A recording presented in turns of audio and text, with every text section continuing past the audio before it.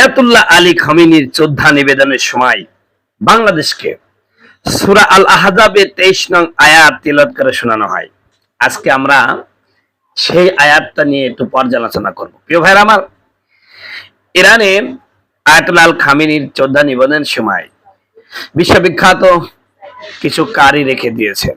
যখনই কোনো দেশের প্রতিনিধি দল যোদ্ধা জানাতে গিয়েছেন, তখনই সেই দেশের সাথে সামঞ্জস্য রেখে কারি সাহেবেরা কোরআন আয়াত তিলাওয়াত করেছেন।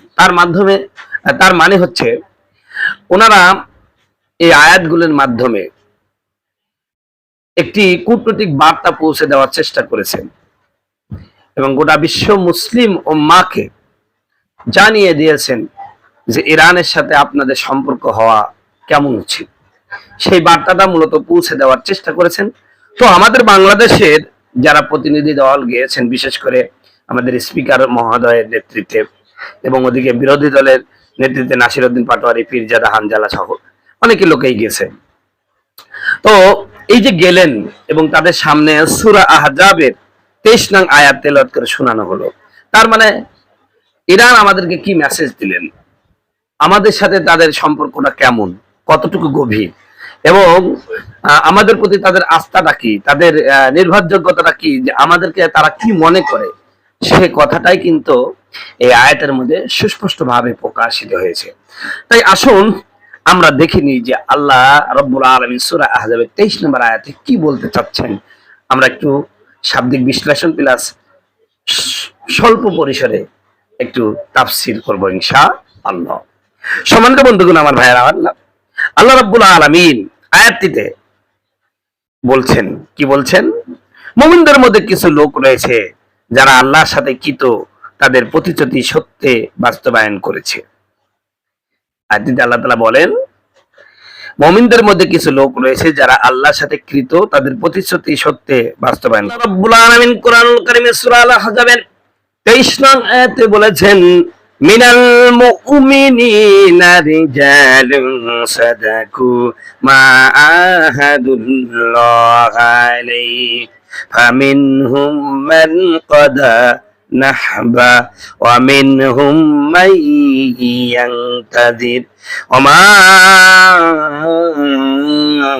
বাদদালু তাবদীলা। আল্লাহ রাব্বুল আলামিন বলেছেন, মুমিনদের মধ্যে এমন কিছু লোক রয়েছে আমার বন্ধুগণ, আমার ভাইয়েরা, যারা তাদের আল্লাহর সাথে কৃত ওয়াদাগুলো, প্রতিশ্রুতিগুলো সত্যে বাস্তবায়ন করেছে। তাদের কেউ যুদ্ধে শাহাদাত বরণ করে তার দায়িত্ব পূর্ণ করেছে, আবার কেউ কেউ শাহাদাত বরণের প্রতীক্ষায় রয়েছে, তারা প্রতিশ্রুতিতে কোনো পরিবর্তনই করেনি। আয়াতে বুঝতেই পেরেছেন ইরানের আমাদের প্রতি কি পরিমাণ বিশ্বাস, কতটুকু আন্তরিকতা আমাদের প্রতি, আমাদেরকে তারা কিভাবে দেখছেন। তো আল্লাহ রাব্বুল আলামিন বলছেন, মুমিনদের মধ্যে কিছু লোক রয়েছে যারা আল্লাহর সাথে কৃত তাদের প্রতিশ্রুতি সত্যে বাস্তবায়ন করেছে। তার মানে আমরা ইরানের সাথে যেই ওয়াদা করেছি আমরা লঙ্ঘন করি নাই।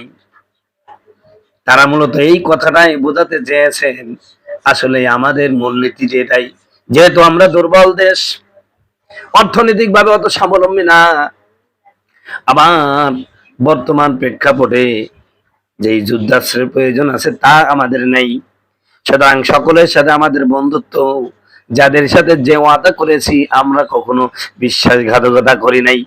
এই কথাটাই ইরানি কারীরা তারা আমাদেরকে বুঝিয়ে দিয়েছেন, আপনাদের সাথে আমাদের সম্পর্ক সুসম্পর্ক, আপনারা ওয়াদায় বাস্তবায়িত করেছেন, এজন্য আপনাদের সাথে আমাদের সম্পর্ক খুব ভালো।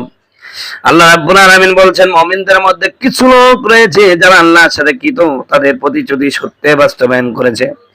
তাদের কেউ কেউ যুদ্ধ শাহাদাত বরণ করে তার দায়িত্ব পূর্ণ করেছে, আবার কেউ কেউ শাহাদাত বরণের প্রতীক্ষায় রয়েছে, তারা প্রতিশ্রুতিতে কোনো পরিবর্তনই করেনি।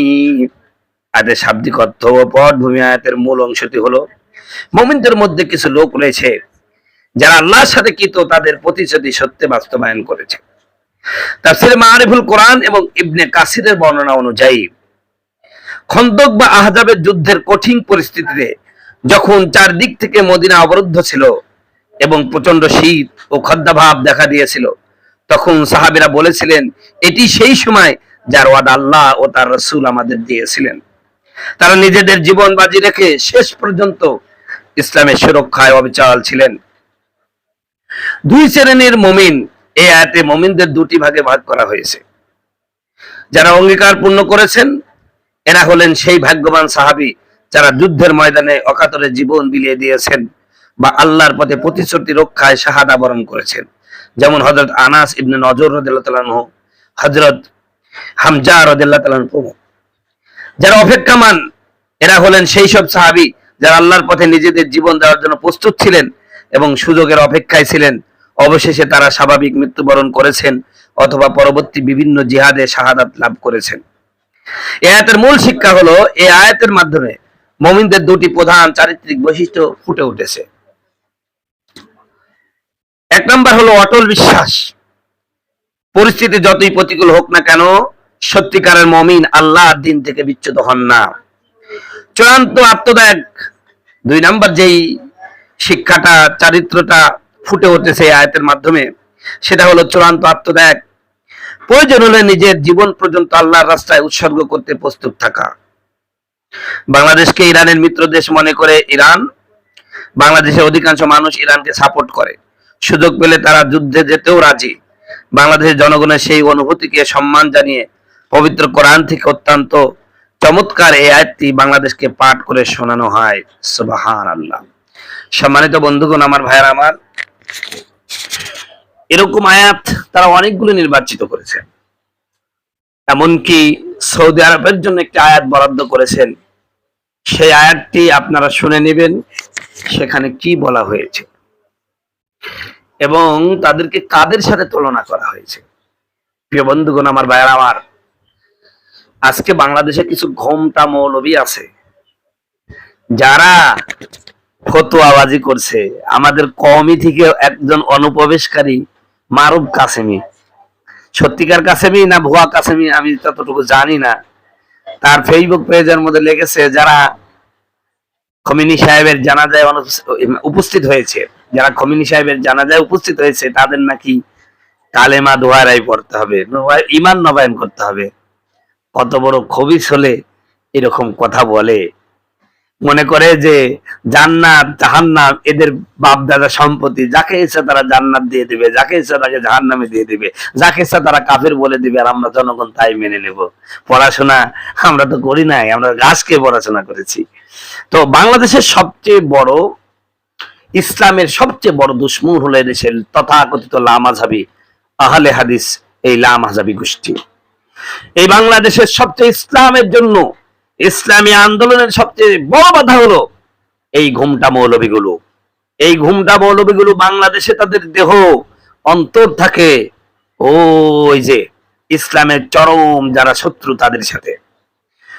বাংলাদেশের এই ঘুমটা মৌলবীর বিরুদ্ধে আমাদের সকলের সোচ্চার ভূমিকা রাখবেন, কারণ এই বাংলাদেশকে যদি ইসলামিক রাষ্ট্রে পরিণত করতে হয়, এই জন্য সদ্য ইসলামিক একটি রাষ্ট্র ইমারতে, আর বললাম না, সেই রাষ্ট্রে আইন করে নিষিদ্ধ করা হয়েছে এই দেশে কোনো ঘোমটা মৌলবী থাকতে পারবে না, কোনো ঘোমটা মৌলবী কোনো প্রকার বক্তব্য, কোনো প্রকার ফতোয়াবাজি করতে পারবে না।